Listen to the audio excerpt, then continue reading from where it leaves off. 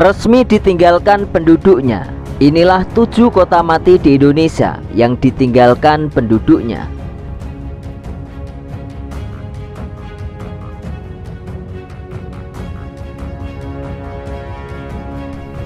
Kalian mungkin tidak pernah menduga bahwa berbagai kawasan berikut pernah ramai sebelumnya, sebelum ditinggalkan dan menjadi tanah kosong melompong pada akhirnya. Alasannya macam-macam. Ada yang ditutup karena aturan baru, hingga yang paling sering karena eksploitasi dan bencana alam. Daripada menebak-nebak kota manakah itu, inilah daftar kota mati yang letaknya ternyata masih berada di Indonesia. Yang pertama ada kota mati Tommy Soeharto. Perumahan Karawang Baru atau dikenal dengan kota mati Tommy Soeharto merupakan kawasan tidak berpenghuni yang berada di Desa Karanganyar, Kecamatan Kelari. Lantas bagaimana bisa disebut kota mati Tommy Soeharto? Ternyata ada sejarahnya dan memang ada hubungan dengan anak dari Presiden kedua Republik Indonesia Soeharto. Pada tahun 1991, kawasan tersebut ternyata merupakan lahan kebun karet. 2 tahun kemudian, 4 perusahaan milik keluarga Cendana mengambil alih lahan tersebut. Namun saat Orde Baru tumbang pada tahun 1998, pengelolaan perumahan mengalami masalah terkait pembayaran pajak. Pada akhirnya pada tahun 2015, penjarahan pun terjadi karena penghuni dan penjaga keamanan di kawasan tersebut mulai meninggalkan perumahan Karawang Baru. Saat ini yang tersisa adalah jajaran rumah kosong dengan kondisi rusak dan tidak berpenghuni. Kesan angker tampak terasa setelah memasuki kawasan perumahan. Tidak heran jika kota mati Tommy Soeharto menjelma jadi spot swafoto maupun priwet, hingga menjadi tujuan para YouTuber membuat konten-konten horor. Yang selanjutnya ada Desa Beras Tepu. Sunyi dan mencekam, bangunan berjejer ditinggal begitu saja, serta beberapa perabotan rumah dibiarkan berserakan di tempatnya. Akses masuk desa pun terbengkelai dengan semak belukar yang tumbuh di mana-mana, seakan melengkapi suasana sepi dari Desa Beras Tepu yang ditinggal begitu saja oleh penduduknya. Beras Tepu adalah salah satu dari beberapa desa di Kecamatan Simpang 4 Kabupaten Karo, Sumatera Utara yang sudah tidak berpenghuni. Berlokasi di Gunung Sinabung ternyata menjadi alasan dari tidak kemungkinannya desa ini dihuni lebih lama. Warga yang sempat tinggal di desa tersebut dipindahkan secara permanen akibat erupsi dahsyat Gunung Sinabung pada tahun 2013. Sejak saat itu Beras Tepu sudah tidak lagi berpenghuni dan dijuluki sebagai desa mati. Bangunan-bangunan rumah sekolah dan rumah ibadah yang tersisa pun menjadi saksi bisu dari bencana alam yang cukup dahsyat saat itu. Selanjutnya ada Marina City. Pernahkah kalian mendengar tentang Marina City? Memang ini agak asing. Maklum, tempat yang dulunya merupakan pusat perjudian di tanah air tersebut telah kehilangan cahayanya. Marina City terletak di Tanjung Riau, Sekupang, Batam. Lokasinya yang strategis dan dekat dengan pelabuhan besar membuat Marina City menjadi tempat singgah para ekspatriot dari berbagai negara. Paling banyak berasal dari Malaysia dan Singapura. Saking terkenalnya, Marina City diadakan serupa dengan Las Vegas di Amerika Serikat. Apalagi berbagai bangunan klasik ala Eropa yang berdiri tegak di Marina City menambahkan kesan tersendiri bagi pengunjung. Gemerlap cahaya pun membuat tempat ini semakin semarak. Sayangnya tempat tersebut kini tidak bernyawa lagi setelah Presiden Susilo Bambang Yudhoyono melarang dan membuat praktek judi ilegal.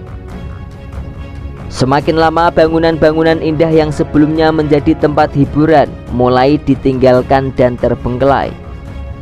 Bahkan pantai yang dulunya ramai pengunjung menjelma sepi dan sunyi, menciptakan atmosfer yang berbeda. dengan julukan Kota Mati yang membuat kawasan ini terdengar kian dramatis. Selanjutnya ada Desa Simacem. Riwayat Desa Simacem memiliki nasib yang tidak jauh beda dengan Beras Tepu. Sama terletak di kaki Gunung Sinabu, desa ini juga ditinggalkan penghuni akibat bencana alam yang menerjang tanpa ampun. Desa yang sebelumnya merupakan salah satu sentra penghasil sayur mayur, kini hanya tinggal kenangan bagi warganya. Seluruh wilayah pedesaan tersapu bersih oleh awan panas dan guyuran lava panas, pertama kali pada September 2013 dan terulang kembali pada tahun 2015, sekalipun menandai masuknya kawasan tersebut dalam zona merah. Kini bangunan hingga harta benda milik warga desa masih banyak yang tertinggal. Meski begitu, hanya tersisa reruntuhan yang tidak mungkin untuk kembali ditempati dan benar-benar hanya tinggal kenangan. Selanjutnya 21 titik di Desa Sidoarjo. Pada tanggal 29 Mei 2006, tepatnya 17 tahun yang lalu, semburan lumpur lapindo pertama kali terlihat di Desa Siring, Kecamatan Porong, Kabupaten Sidoarjo, Jawa Timur. Kondisinya saat ini masih sama, lumpur tetap menyembur meskipun tidak sebanyak dan semburannya tak setinggi dulu. Asap putih yang menjulang ke atas menandakan jika lumpur tersebut sangat panas. Hal ini bisa kita lihat dengan jelas di tanggul penahan lumpur di titik 21. Sepanjang perjalanannya, lumpur telah menenggelamkan rumah penduduk di sekitar lokasi tersebut. Berdasarkan data terbaru yang dihimpun Liputan 6 per Februari 2022, tidak kurang dari 600 hektar lahan terendam. Sementara rumah atau tempat tinggal yang rusak akibat diterjang lumpur sebanyak 1.683 unit. Para ahli geologi bahkan memperkirakan fenomena semburan akan berlangsung lebih dari 30 tahun ke depan. Fakta ini jelas membuat lokasi tersebut tidak lagi berpenghuni, namun kini dimanfaatkan sebagai lokasi wisata oleh para warga sekitar. Yang selanjutnya ada Kampung Motif Vietnam. Layaknya kawasan tidak berpenghuni yang lain, Kampung Mati Vietnam diindikasikan sebagai salah satu lokasi angker dan menyeramkan. Bertolak belakang dengan nama kata Vietnam, dalam rujukan tempat di sini nyatanya tak berkaitan dengan lokasi. Sebab Kampung Vietnam sendiri merupakan sebuah perkampungan yang terletak di Keramat Jati, Jakarta Timur, Indonesia. Lantas, mengapa bisa disebut Kampung Vietnam? Berdasarkan teori populer yang beredar, Kampung Vietnam ini dulunya adalah tempat pengungsian tentara Vietnam.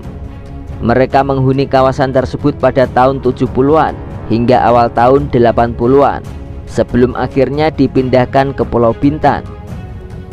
Setelah itu kawasan beralih fungsi menjadi panti jompo.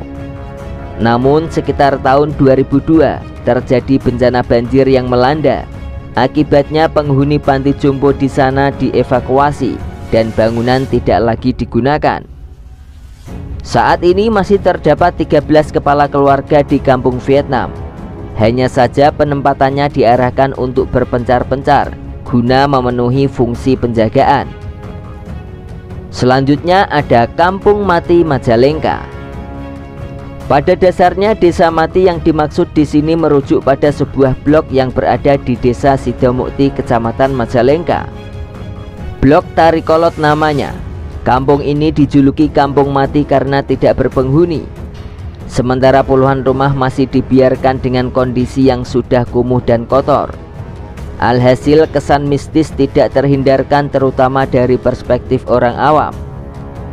Tak aneh jika Kampung Mati Majalengka kerap memenuhi kebutuhan konten video penelusuran yang dilakukan oleh para konten kreator. Sebelum kesan angker dan mistis itu muncul, dulunya kampung ini merupakan kawasan yang ditinggali oleh penduduk. Bahkan sampai dengan saat ini masih banyak warga yang memiliki lahan pertanian dan kebun di sekitar lokasi. Hanya saja pergerakan tanah yang terjadi pada tahun 2006 silam merusak 180 unit rumah dan sebanyak 253 kepala keluarga harus direlokasi. Itulah tadi sejumlah kawasan yang dulunya ramai, namun saat ini ditinggalkan dan terbengkelai begitu saja hingga mendapat julukan kota mati atau desa mati.